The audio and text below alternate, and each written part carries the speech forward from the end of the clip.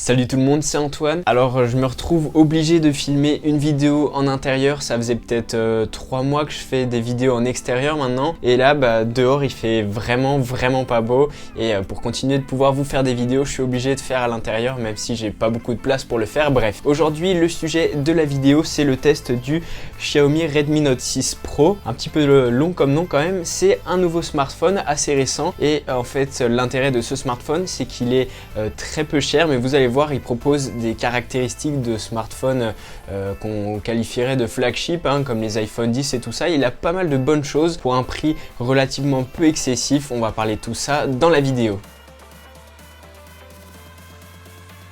Au fait, si vous êtes nouveau sur ma chaîne, moi je parle ici de technologie, des tutoriels, des tests de produits. Donc si vous n'êtes pas encore abonné, vous pouvez le faire en cliquant sur le petit bouton s'abonner et aussi cliquer sur la petite cloche pour recevoir des notifications dès que je sors une nouvelle vidéo. C'est parti, on attaque directement avec le design de ce smartphone. Donc pour commencer, il ressemble beaucoup au flagship, c'est-à-dire au smartphone haut de gamme récemment. Donc avec évidemment le notch, c'est-à-dire la petite encoche en haut pour y caler deux capteurs, même si voilà, du coup pour ce genre de smartphone c'est pas très utile puisqu'il n'y a pas de Face ID, et bien ça donne un effet borderless et ça donne plus de place à l'écran. Donc voilà pourquoi il y a ça. Et en bas de l'écran on a quand même une certaine barre en bas. C'est pas vraiment du borderless en bas comme on peut le voir sur plein de smartphones Android. Et bien il y a ce petit défaut en bas. Donc ici j'ai un modèle noir mat, donc derrière c'est pas du verre comme sur un smartphone haut de gamme, c'est du plastique, mais ça reste du plastique de bonne qualité. Il prend un petit peu les traces de doigts aussi, et à l'arrière vous avez le petit capteur d'empreinte digitale qui, on va le voir, est très rapide. Côté écran, il est équipé d'un écran de 6,26 pouces en 19/9, donc c'est encore plus long que par exemple l'iPhone 10 qui est en 18,5/9. Donc c'est à dire que c'est pas la diagonale du smartphone qui augmente, c'est sa hauteur. Donc il est plus long encore et moins en largeur du coup. Donc voilà, et c'est un écran LCD évidemment. C'est un smartphone qu'on trouve dans les environs de 200 € pour la version 64 Go, voire moins de 200 € sur le site Geekmall. Le lien est en dessous dans la description de la vidéo. Donc pour moins de 200 € vous avez ce type de smartphone avec un design assez cool. D'ailleurs vous l'avez vu, il y a un double capteur photo derrière. Et évidemment pour moins de 200 € vous n'aurez pas d'écran OLED, vous avez un écran, une dalle IPS en LCD évidemment, et qui est plutôt pas mal au niveau du rendu des couleurs. Je suis pas trop déçu à ce niveau là, il n'y a pas de grosses critiques à faire, c'est largement acceptable pour le prix. Maintenant sur ce smartphone vous avez Android 8.1 avec la surcouche MIUI. Donc c'est une petite surcouche que Xiaomi ajoute sur tous ses smartphones qui donne un côté très iOS au smartphone au niveau des petites icônes, des réglages, et puis aussi vous n'avez pas le menu qui vous permet d'accéder à la liste de toutes les applications, c'est-à-dire qu'elles sont toutes posées sur la page d'accueil du smartphone. Quelques traits de ressemblance avec l'iPhone, même sur l'écran de verrouillage. Donc des fois c'est vraiment copier-coller parfois, mais du coup moi qui suis un utilisateur d'iPhone, je m'y retrouve et je trouve plutôt sympa le design de cette surcouche Android. Sur ce smartphone vous avez quand même 3 Go de RAM et puis un processeur Snapdragon 636, donc de quoi faire tourner des jeux. Vous n'allez pas pouvoir forcément taper sur du très lourd non plus avec le maximum de FPS, mais c'est confortable pour jouer à un certain nombre de jeux. Real Racing ça passera évidemment, les jeux s'adaptent aussi et changent la résolution quand ils voient que le smartphone peut pas faire tourner beaucoup plus. Donc vous pourrez faire des jeux, je vous garantis pas que vous allez pouvoir faire les jeux les plus lourds, mais en tout cas c'est assez confortable, et avec les 3 Go de RAM on a une utilisation assez fluide. Et même si évidemment on pourrait préférer un Android pur, je trouve que même avec la surcouche le smartphone s'en tire plutôt bien et est réactif. Avant de parler de l'appareil photo, je dois vous parler encore de la batterie et du son. Donc la batterie, on a du 4000 mAh, donc c'est pas mal. Selon ce que vous faites vous pouvez tenir la journée, voire plus, voire moins, c'est vraiment très variable. Moi j'ai réussi à tenir la journée avec une utilisation intensive. En l'utilisant peu, j'ai pu l'avoir jusqu'à la matinée du jour suivant, donc vraiment ça dépend, mais en tout cas c'est encore une fois une batterie confortable, plutôt un bon point. Du coup je me demande où est-ce que il y a un défaut, où est le revers de la médaille pour ce smartphone qui, je le rappelle, coûte moins de 200 € et jusque là ça se présente plutôt pas mal pour lui. Il y a pas mal d'avantages. Là où j'ai trouvé que il y avait vraiment un défaut sur ce smartphone, c'est au niveau du son. Il il est correct, mais vraiment correct, pas plus que ça. Et moi qui viens de smartphones plus haut de gamme, j'utilise l'iPhone 10 tout le temps.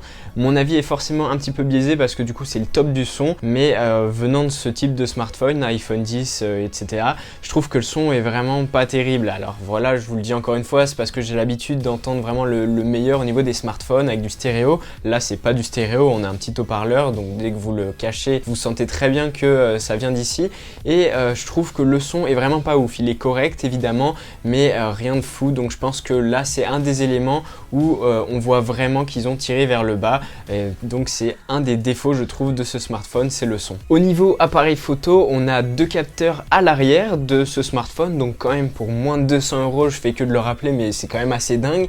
Et en plus on a double capteur à l'avant, donc côté selfie. Côté selfie, vous avez un capteur de 20 plus 2 mégapixels et à l'arrière vous avez 12 plus 5 mégapixels, donc pour améliorer les photos. Ça veut pas dire que c'est un grand angle et un moins grand angle, c'est simplement deux capteurs qui permettent à eux deux de faire une bonne photo. Du coup côté selfie, ce que j'ai pu noter, c'est que bon, évidemment c'est pas très détaillé comme image. D'ailleurs il y a un filtre beauté à désactiver parce que sinon les visages sont complètement lisses, et je trouve que ça manque de détails, mais c'est quand même assez normal pour ce type de prix. Et pour ce qui est de la caméra arrière, j'ai été plutôt satisfait. En fait vous pouvez faire de la bonne photo du moment que vous avez un bon éclairage. Donc ce sera surtout pour faire des vidéos en extérieur avec une bonne luminosité externe, et comme ça vous pouvez faire de bonnes photos de paysages, etc. Par contre, si vous commencez à faire des photos en intérieur avec une basse luminosité, là ça va être assez moche avec pas mal de bruit numérique, et donc ça il faut le savoir, mais c'est quand même assez étonnant pour une caméra de ce prix. Donc en fait ce qu'il faut comprendre avec ces doubles capteurs à l'avant et à l'arrière, c'est que le supplémentaire qui a une faible densité de pixels, 5 à l'arrière et 2 à l'avant,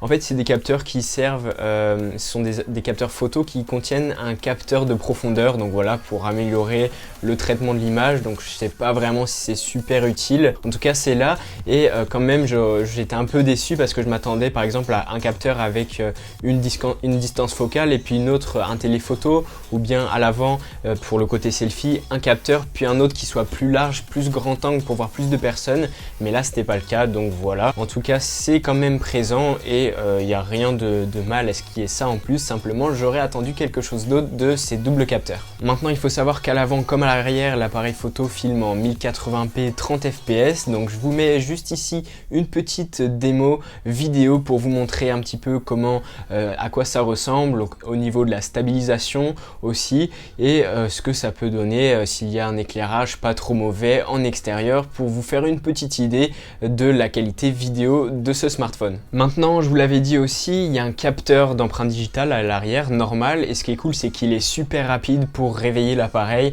donc franchement super, très rapide. Par contre vous n'avez pas vraiment d'autres moyens de déverrouillage du style avec le visage ou quoi, c'est vraiment juste l'empreinte digitale qui est très efficace, très rapide, donc là aussi c'est un bon point. Donc voilà, j'ai fait le tour des différentes caractéristiques du smartphone, des bonnes, des mauvaises choses. Parmi la liste des choses à mentionner, il faut savoir qu'il y a une coque en silicone noir, une coque flexible qui est fournie dans la boîte avec le smartphone, donc c'est bien, vous n'avez pas besoin d'en acheter une séparément. Et autre chose, avec l'écran quasi borderless, évidemment il y a la petite barre en bas, ça va pas à fond sur la surface du smartphone, et bien vous n'avez pas de bouton physique évidemment, donc du coup par défaut vous avez des boutons virtuels qui s'affichent en bas, et ce qu'il faut aller faire c'est aller dans les réglages du smartphone et sélectionner une option pour qu'il n'y ait plus ces boutons. Du coup vous gagnez un petit peu de place, et du coup comment vous faites sans bouton? Vous avez des gestes exactement comme sur l'iPhone 10, donc des gestes de swipe pour accéder, pour quitter une application, pour accéder au multitâche, etc.